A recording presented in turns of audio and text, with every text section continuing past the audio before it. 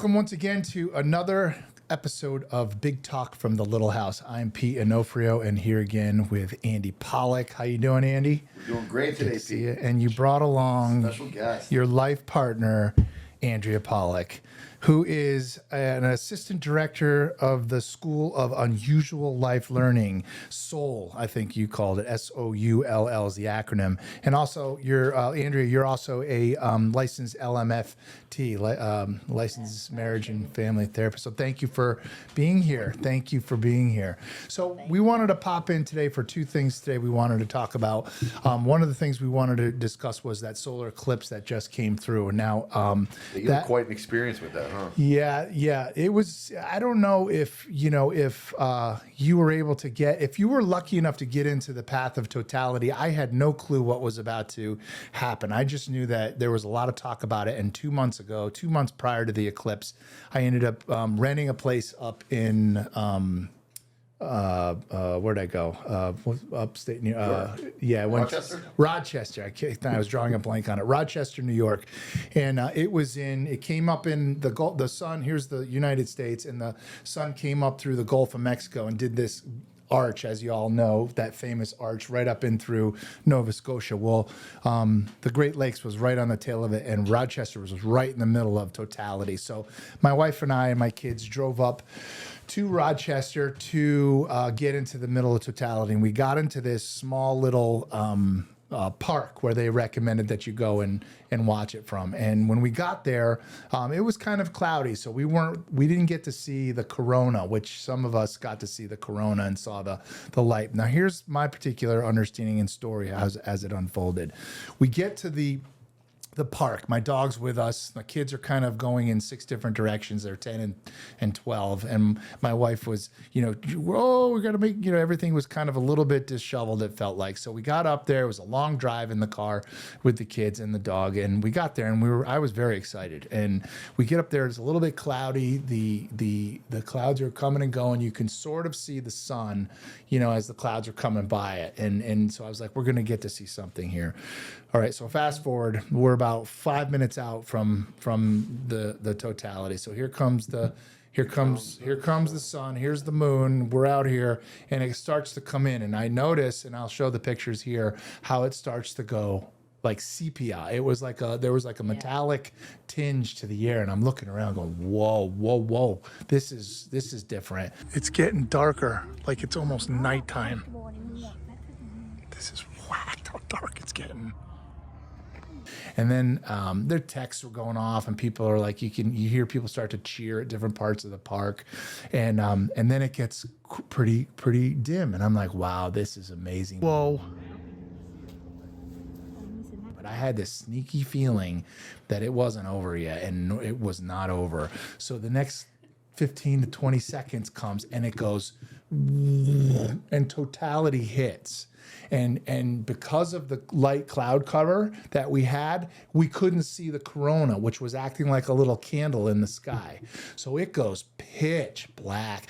Right before it went out, I heard the birds, and they said, listen to the birds. It was going to be an audible event. And I heard the birds, they were bedding down they were like chirp, chirp, chirp, chirp, like when I heard them at 5 a.m. this morning. Chirp, chirp, chirp, time to get to busy, and chirp, chirp, chirp, time to go to bed. And I heard them chirping. I'm like, this is weird. It's 3 in the afternoon.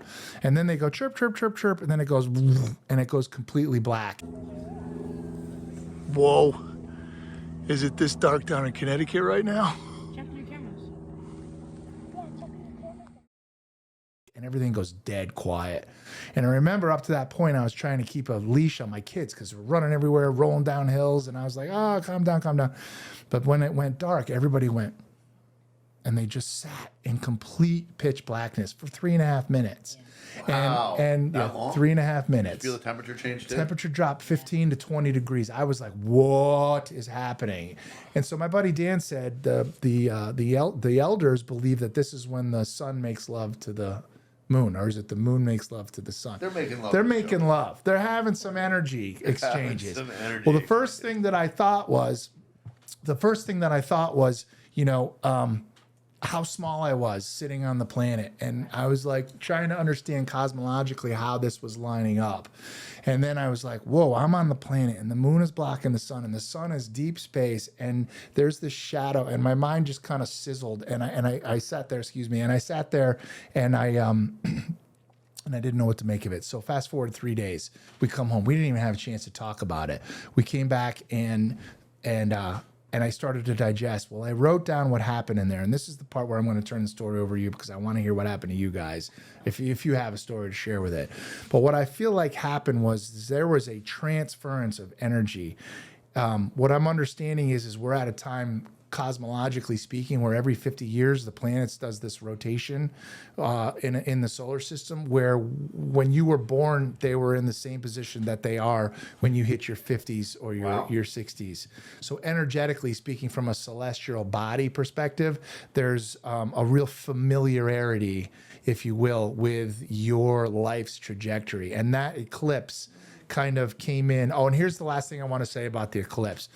When the eclipse came in, the way that the best way that I can explain and I'll be digesting this for the rest of my life, but the way that it felt when it went dark and then pitch black was, if you've ever been put under an anesthesia, if you've ever gone and had a procedure at a hospital and they give you propofol and or Valium or whatever that cocktail is, and they tell you to count back from 100 to 0. Yeah, you get to like 99. I get to 90, yeah, 97.8, and it's like, and everything goes, and then you're waking up in the recovery room. It was real similar to going under anesthesia. The moon came over, it crosses over in front of me like this, and then I felt everything go black, but I didn't go unconscious. What it felt like was becoming super conscious. So it was almost like I felt like, I imagined I went into another dimension where I was able to like look around going, I just changed, something just transformed. I am not, this is a whole different viewing scope. And then 3.5 minutes later, the sun comes back and light comes back in, and everybody was like, I felt like we were a little frazzled.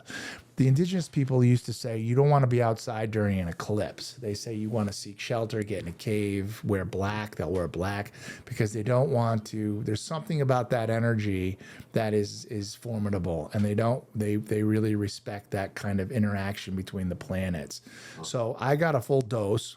I got a full dose. Still digesting it. And I'm trying to be very careful with what I am digesting. But the skinny is we are in a very opportunistic time right now to manifest, to basically reassess what we're doing here on the planet, and what we've done so far, what worked, what hasn't worked, and how might we step into the remaining part of our journey in this avatar body to the most fulfilling levels possible. I did have thoughts about that day, took the day off from work, and I have been feeling the energy and planning how the day would go. And even though we didn't have full coverage, I could feel the magnitude of it, the magnetic field of it. Mm-hmm. And I was sitting in the golf cart going, all right, here it comes. I haven't been getting paid by my insurance companies for the work I do for the last 3 months. It's teaching me to look at myself differently, and I'm going to ask for this gift from the universe. Help me change. Powerful. Change. Yeah. Yeah. Yeah. Change the way that I see myself and change the way that I have others come to me for the work, for healing. And so I've decided, I'm still going through the transition of not accepting insurance anymore. Yeah. And having people come to me for what I'm worth and for what I can give them. Yeah, well, you're powerful. Your messages and the way that you're able to get inside of people's brains from the day that I met you, Andrea, you are a force that is out there for Amen. Good. Yeah, take it from the husband here. Amen. Yeah. So thank you for that work, and I feel it. I feel the experience that you had. That was. Yeah. Wow. I mean, still happening. Well, it's like a lifelong. There's so much in here. I can pull out one strand, and go, oh look, look what I learned. But then underneath it, I feel like I'm sitting on a rumbling, like, I also think there's a difference between how I have been perceiving myself for my entire life and how I'm starting to see the perceptions of me given to me by other people and the work I'm doing with Soul, well, the School of Unusual Life Learning. It's a very soul seeking, spiritual enhancing program. So there's a lot of different modalities of teaching inside the Soul program. Is it Well, it's a somatic training program working with the forces of nature, right? and the wisdom of nature to get us back into our own coherence. Sounds indigenous, very indigenous, It very. is, because It's, a lot it's of- forgotten wisdom. We You use know. a lot of indigenous. Well, that would experience. be synonymous with the work I did with the Aboriginals. You know, with the song lines. You know, passing down those energetic, vibrational learnings, and there's no libraries about it. It's through the conveying of their history through sound and vibration. So we have a program coming up. Shifting gears here, we have a program coming up in May. We're eyeballing May 11th right now. It might be a little early, but we're really excited to bring back a sliver of this type of teaching and start to unfurl it and give it back to people in the community. So that's available coming up. Andy's going to be talking about. Could you give us a little bit of an insight on what you're going to be revealing at this event? This very exclusive event. You know, as I'm putting this together, I'm realizing, you know, it's pretty expansive. So the concept initially was, you know, heart math. Which, for those of you who don't know, it's a particular technique that puts us into our best alignment, puts us into the zone, whatever you want to call it. But as I was, you know, putting it together, I realized the importance of that state that heart math calls coherence as a launching point for so many other things. Interesting. So when we're able to get ourselves into the full alignment where the heart and the brain are communicating in sync and put ourselves in that spot, from that point, it's the launching pad to healing modalities. It's the launching pad to all sorts of other realms of consciousness that I really want to get into further depth. But it's really about connecting, starting with ourselves, starting where we stand, connecting to ourselves first as a launching pad to then be able to connect to others and to community and this energy that we all emit into the field. I'm really going to stress kind of taking responsibility for that which we are putting out. So we're really an integral part. I mean, each one of us is a cell within the whole. And I don't think we realize how empowered we are. I don't think we realize the power of what we can bring to the world. I think there's a lot of feelings of powerlessness, helplessness people are feeling in this day and age. Like, what should we do now? Which direction are we going? Why? What's the point? So what I'm suggesting is we go inward first, starting where you stand, and then from there, once we establish that foundation, we can then put it out. I love it. I love it. And then we have Andy Pollock, who's going to be backing us up on that day. This is getting super exciting. I mean, I'm sorry, Kevin Tincher. I was like, wait a Andy minute. Pollock's there, and his twin, Andy Pollock. Yeah, I have another Yeah. Oh yeah, Kevin. Kevin Tincher, he's going to be talking. Kevin is my original, he's my partner in the hemp farm up here, and we met Kevin 20 plus years ago, my wife and I, at Gathering of the Peacemakers, where Tata Pedro Cruz, who's no longer with us, passed away a little over a year ago, is a Mayan fire ceremonialist. So he comes and talks about the human connection with fire and the earth. So speaking of the elements, right? And we went down there, and Kevin was one of the peripheral teachers at this Gathering of the Peacemakers in Boone, North Carolina. I come around the corner and I see Kevin for the first time. He's barefoot, muddied, crouched down with two sticks, and he's and he starts fire. I'm like, all right, I got to hang out with this guy. So I lean in, I film him, I get a couple. I'll be hard pressed to find some footage of this. But I ended up falling down the rabbit hole with Kevin and his teachings. Kevin is a survivalist. He's a 35-year herbologist. He studied with Tom Brown Jr., Tracker School. So he actually is affiliated with teaching that group of people, teaching Navy SEALs how to survive in foreign and hostile environments. If it's just they fall in Siberia with a backpack or with just their clothes on their back, or if they fall in a desert in Dubai, you know, he can show you how to read the land, how to understand plants, which ones you can eat, which ones you can't, how to build shelter, how to find food. So he's really an integral part of this program, and his I'm really looking forward to his piece, 'cause it's not something that I have a lot of familiarity with as much as, you know. His teachings are profound. He teaches from a Lipan Apache elder called the Teachings of Grandfather. So the lineage that he's teaching from is ancient, and it's indigenous to the North American landscape, specifically on how we can better understand our connection to the natural world. So that's going to be part of it. We're also going to be talking about. We're also going to have a delicious gourmet lunch. We have several courses that we're going to be serving. Artesian wood-fired pizza. We have 4 different types of delicious pies. We make this one pie called an arugula pear gorgonzola honey pie. That's a white pie. Am I drooling? I'm actually salivating. Salivating. Thank you.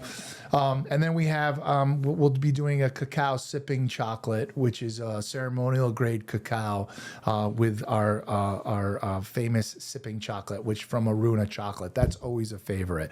And then we're going to be doing some sound healing. I'm going to be able to walk us through some indigenous vibrational energy patterns that have been showed me.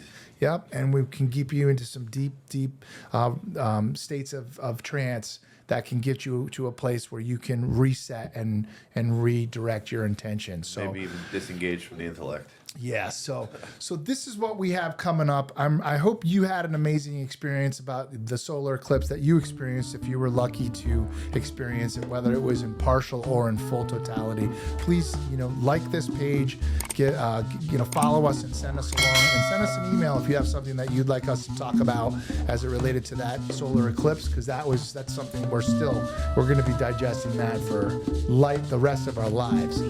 So sign up for this page. Check out the link to the up-and-coming event at Blue Star. We're really happy to be back here again. I want to thank you to Andrea Pollock. There she is. Thank you so much for coming out. You magnificent person, you. Okay, thank you guys once again. Signing off, Big Talk from the Little House. Raising the vibration of the planet. One podcast at a time. All right, thank you guys. Peace out.